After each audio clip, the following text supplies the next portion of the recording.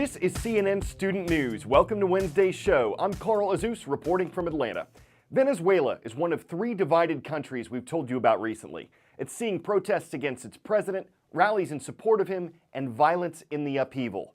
Its current leader, like its previous one, has been controversial. He's moved the country further towards socialism, expanding the government's control over things like businesses, the economy, the media. In fact, the government's been pressuring Venezuelan media to downplay the violence in the country. But word of instability is getting out. More wreckage to fortify opposition lines. Caracas's wealthier east side was blockaded Monday. Anti-government activists responding to the Twitter hashtag Day of the Barricades. No quiero hacer colas, no quiero que me secuestren. I don't want to wait in food lines, I don't want to be kidnapped, I'm a hostage in my own home, she says.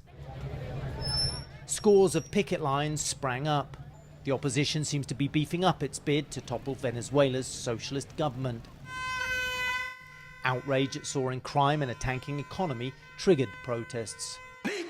But across on the city's poorer west side, there are few signs government loyalists are deserting en masse. Pro-regime motorcycle clubs, just the latest core group to show public support for President Nicolas Maduro. The president insists the opposition is trying to stage a US-funded coup attempt. The right-wing extremists are being marginalized in Venezuela, and it's us, the revolutionaries, who are getting support from other countries, the president said. Not all opposition protesters agree on the changing tactics, especially since the barricades are in the opposition's own neighborhoods.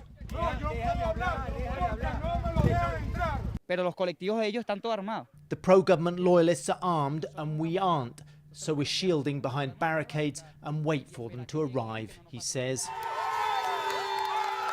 As the day wore on, there was no word of serious clashes, but the battle lines have been drawn. Worldwide Wednesday on CNN Student News, and we're going to stay in South America for the first part of today's roll call. In the nation of Ecuador, we're glad to be part of your day at Academia Cotopaxi. This school is in the Ecuadorian capital of Quito. Moving north now to Canada, thank you for watching at Philemon Wright High School. It's located in Gatineau, Quebec. And across the Atlantic Ocean to Italy, hello to the students and teachers of ITCS Leon Battista Iberti. Glad to see you in Veneto. For the first time, the U.S. government is getting involved in how food is marketed in public schools. The Obama administration wants schools to eliminate ads for foods that are high in sugar, fat, and salt. Critics say it shouldn't be up to the government to decide what kids eat, and some school districts think the latest rules might mean lost revenue from ads. Our classrooms should be healthy places where kids are not bombarded with ads for junk food. New rules proposed by First Lady Michelle Obama and the U.S. Department of Agriculture would eliminate advertisements for unhealthy food and drinks in schools. Parents should be in control of their kids' health, and their good efforts at home shouldn't be undermined when they send their kids off to school. It would mean hallways and scoreboards with Coke or Pepsi advertisements would have to be changed. The new push comes on the 4th anniversary of the First Lady's Let's Move initiative.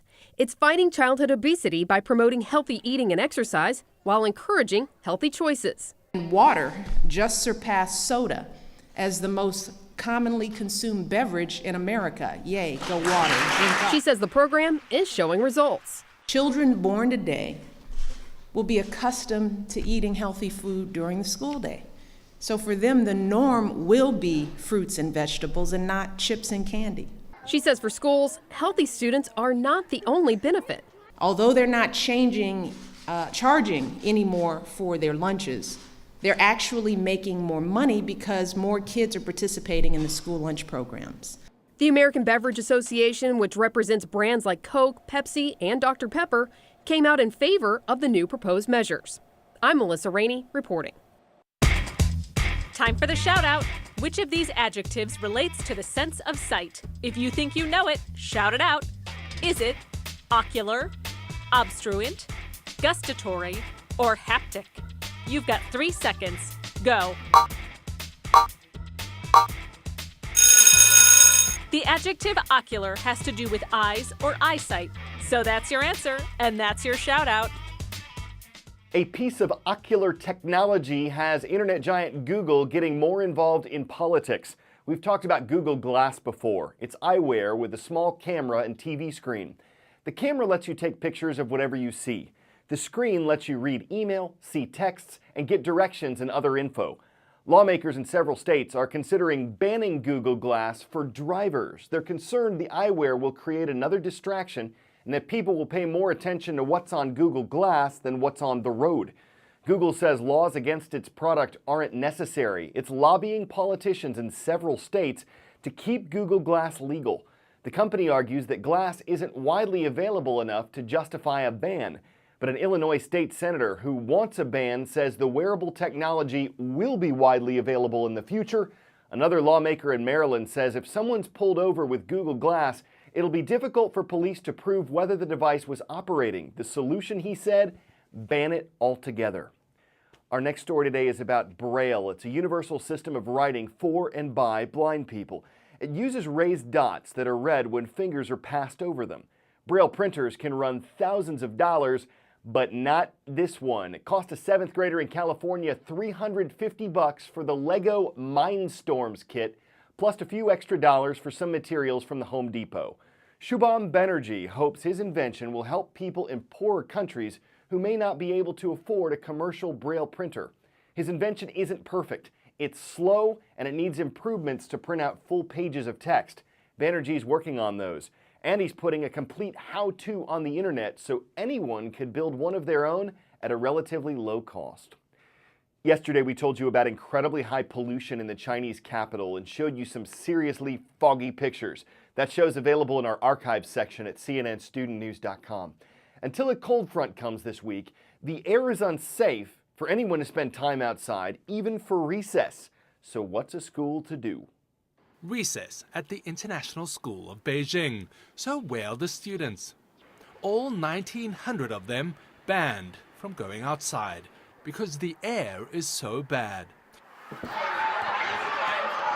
So bad so often, the school built an enormous dome to scrub out the pollution. The dome cost $5 million to build and took 9 months. It has a soft Teflon-coated roof, and the entire thing is pressurized also that these children can play in Beijing. Housing a soccer field and basketball courts, it's their strange reality of growing up in China. Tiny pollution particles threaten health the most, so they seal the air inside and clean it with 3 giant filters, monitoring air quality levels twice a day at 25 spots around the school. In the past 10 days alone, the pollution levels outside have been up to 12 times the World Health Organization acceptable rates. On Lake Superior's South Shore, there are sea caves that people can typically explore by kayak or canoe. Or you can just stroll right in. One upside to a brutally cold winter, the ice on the lake is thick enough to walk to, then walk inside the caves. Water seeping through the ground was crystallized by the cold, the movie Frozen come to life. More than 75,000 people have gotten these views on foot over the past month. We're guessing those who hesitated finally caved. After sub-freezing temperatures, they needed to see what was afoot, what this was all about. They certainly got a superior view. After all, what's not to like about it? It's sad, isn't it? We'll see you tomorrow when CNN Student News returns.